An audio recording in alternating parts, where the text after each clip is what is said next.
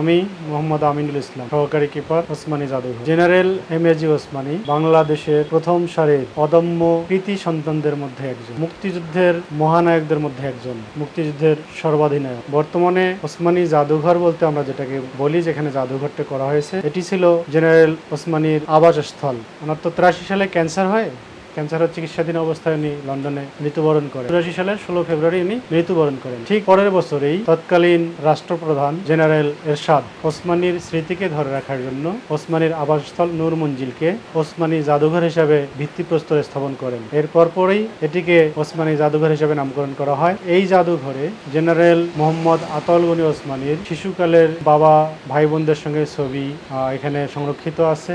তার সৈনিক জীবন এবং কর্নেল জেনারেল উনি যে বইগুলো পড়তেন সেগুলো, এছাড়া ওনার র্যাঙ্ক ব্যাজ, বিভিন্ন ধরনের র্যাঙ্ক ব্যাজ, সেগুলো এখানে সংরক্ষিত রয়েছে।